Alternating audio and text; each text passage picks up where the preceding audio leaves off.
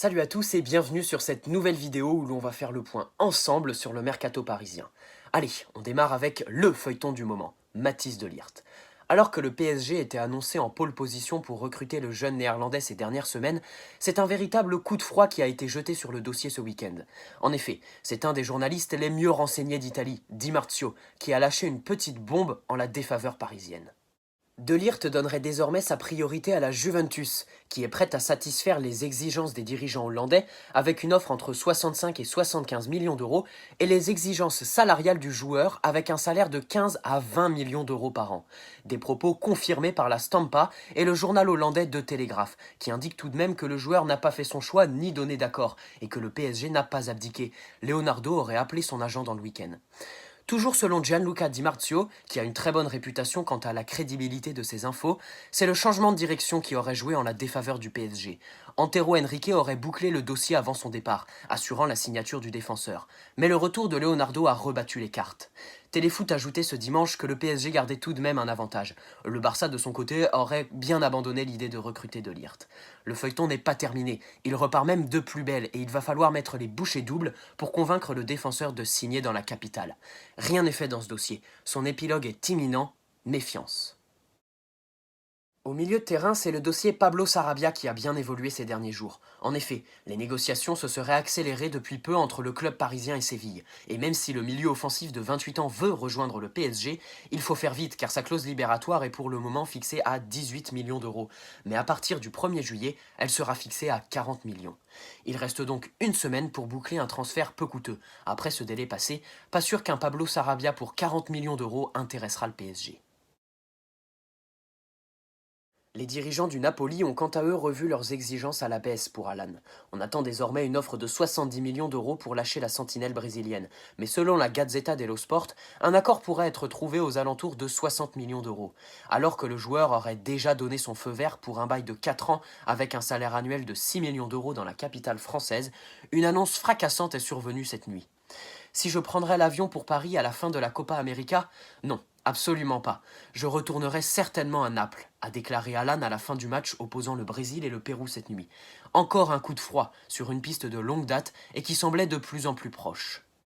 Pour Milinkovic-Savic, le Corriere dello Sport confirme l'intérêt du PSG et évoque même une offre de 45 millions d'euros plus 10 de bonus pour le milieu serbe, une offre qui aurait été refusée par la Lazio Rome.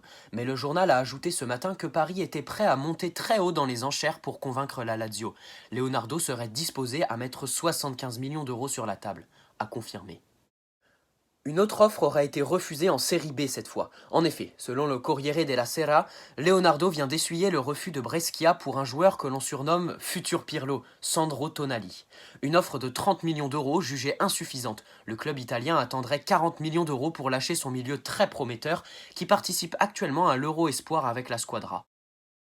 Rien de nouveau concernant Idrissa Gueye, rien de bien concret. A noter que les exigences d'Everton n'ont pas bougé depuis cet hiver. On attend toujours 40 millions d'euros pour le milieu sénégalais outre-Manche.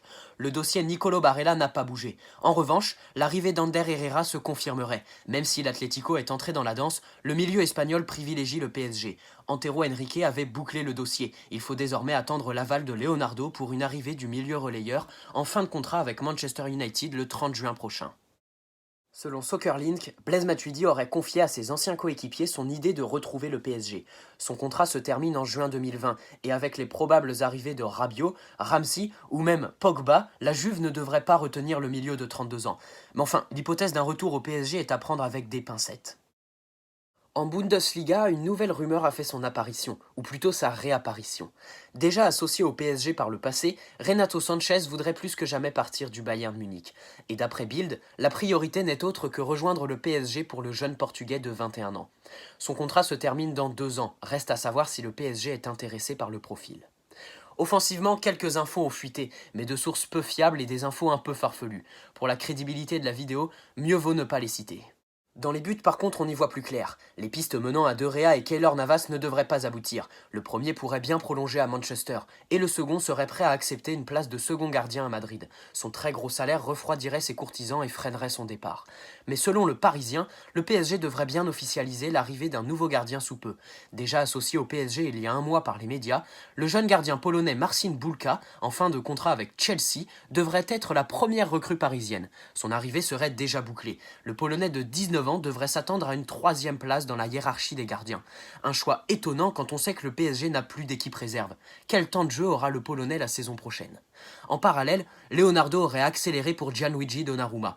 Mais enfin, le Milan AC réclame 50 à 60 millions d'euros pour lâcher le gardien, et le jeune Italien aurait de très grosses intentions salariales.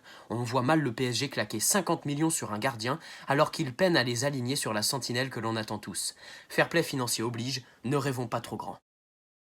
Et enfin, selon les informations de Soccerlink, Leonardo aurait rencontré André Onana, le gardien de l'Ajax. Information à confirmer, et de toute façon, rien de concret pour le moment. Dans le sens des départs, Leonardo s'active. Après celui de Gianluigi Buffon, c'est Daniel Alves qui a annoncé à son tour qu'il allait quitter le club, par le biais d'Instagram. Le PSG se détache petit à petit de cette étiquette de maison de retraite, en se séparant de joueurs qui n'ont plus rien à prouver et qui avaient des salaires conséquents sans pour autant aider le PSG sur le terrain. Du passage de Buffon, on retiendra sûrement cette erreur de main fatale face à Manchester United. Et des 2 ans passés avec Alves, on retiendra l'image d'un joueur qui était dépassé sur le terrain et qui prenait sûrement plus de plaisir à faire des vidéos sur Instagram et clamer son amour pour le Barça. Néanmoins, les petits jeunes comme Areola ou Colin Dagba ont dû beaucoup apprendre de ces deux légendes au quotidien. Bonne chance pour la suite, merci pour vos passages au club, deux légendes du football. Et la première conséquence du récent départ d'Alves, c'est bien entendu le cas Meunier. Alors qu'il était sur le marché des transferts, le Belge aimerait de son côté continuer au PSG, un souhait qui pourrait se réaliser puisqu'une prolongation de contrat est dans les tuyaux et pourrait se présenter aux joueurs très rapidement. Thiago Silva pourrait bien être poussé vers la sortie. Tourelle et Leonardo sont sur la même longueur d'onde. Le joueur se fait vieux, représente l'échec du club et dans le cadre d'un nouveau cycle au PSG, le départ du capitaine serait envisagé par la direction parisienne. Néanmoins, toujours pas de club sur le coup. Toujours en défense, Kimpembe ne serait pas sur le départ. Leonardo compterait sur lui, mais voudrait surtout le cadrer et le discipliner. Toujours en vacances en Grèce, le champion du monde pourrait être rappelé au centre d'entraînement avant tout le monde. Alors que la reprise collective est fixée au 8 juillet, Presco pourrait reprendre le travail dès le 1er juillet afin de retrouver un rythme très rapidement, mais surtout retrouver un niveau qu'il avait perdu cette saison. Le club compte toujours sur le Titi. Idem pour Marquinhos, déclaré intransférable aux yeux des dirigeants. Et puisque l'on parle de départ, impossible de passer à côté du cas Neymar. Alors on va arrêter d'énumérer le nombre incalculable de bêtises venant d'Espagne, mais on va plutôt s'attarder sur une information concrète, d'un média bien connu mais surtout très bien informé sur le PSG. Le célèbre et très réputé Paris United a pris position au milieu de toutes les spéculations qui entourent Neymar. Et selon le média, Neymar voudrait bel et bien quitter le PSG cet été. Ses blessures, la mentalité du football français, les critiques ou encore la mésentente avec certains de ses coéquipiers dans le vestiaire feraient de Neymar un homme malheureux dans la capitale. Il sait très bien qu'il n'a jamais réellement conquis les supporters parisiens. Le nom de Cavani, par exemple, est bien plus scandé dans les tribunes du parc, ce qui conduirait à une certaine forme de jalousie pour Neymar et un malaise entre les deux attaquants. Ses amis Messi et Luis Suarez pousseraient pour un retour en Catalogne. Thomas Tuchel est agacé par la situation. Nasser Al-Khelaifi ne joue plus les protecteurs et ses coéquipiers bottent en touche quand on leur parle d'un départ de Neymar. Et bien entendu, le fait que Daniel Alves s'en aille pourrait bien pousser le PSG à accepter la volonté du Brésilien, qui n'a toujours pas pris la parole pour démentir et calmer le jeu. Cependant, le départ est fixé à 350 millions d'euros par la direction parisienne. Presque aucun club au monde pourrait s'aligner sur une telle demande. Si je devais donner mon petit avis, je dirais que lorsque Neymar a été accusé de viol il y a 3 semaines, en même pas 24 heures, le joueur a su poster une vidéo pour se défendre et éteindre l'incendie. Là, ça fait quand même 2 semaines que le feuilleton est lancé et Neymar n'a toujours pas parlé. Ce que j'attends, ce n'est vraiment pas des paroles rapportées par les médias espagnols ou par des proches du joueur, mais vraiment une prise de parole par le principal intéressé, quitte à annoncer officiellement ses envies de départ et qu'il parte s'il a envie. Réinvestissons intelligemment et bâtissons le projet et l'équipe autour d'Mbappé. Et puis si Neymar n'a pas envie de partir, mais qu'il le dise, dans tous les cas, manifeste-toi Neymar. On est dans le flou, on ne peut trop rien dire, alors désormais c'est très simple, on attend Neymar au tournant.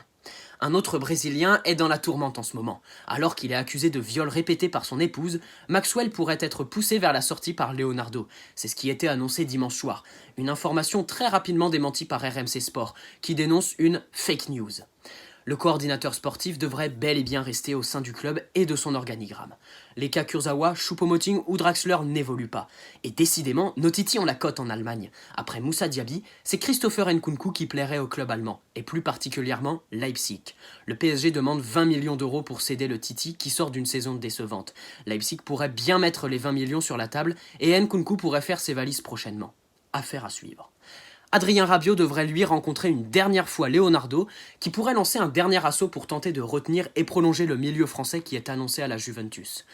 Toujours au milieu, Leandro Paredes pourrait bien être forcé à quitter la capitale dès cet été sous la forme d'un transfert sec. Un retour en Russie où le milieu a gardé une bonne cote est évoqué. Le joueur partirait par la petite porte avec un vrai statut de flop, mais son départ reste à confirmer. Kevin Trapp est lui bien parti pour rester à Francfort. Alors que la première offre des Allemands qui s'élevait à 10 millions d'euros était jugée insuffisante par les dirigeants parisiens, une offre revue à la hausse aurait mis tout le monde d'accord. Kevin Trapp devrait bien quitter le PSG. Allez, c'est tout pour aujourd'hui, fin de ce petit tour d'horizon concernant le PSG.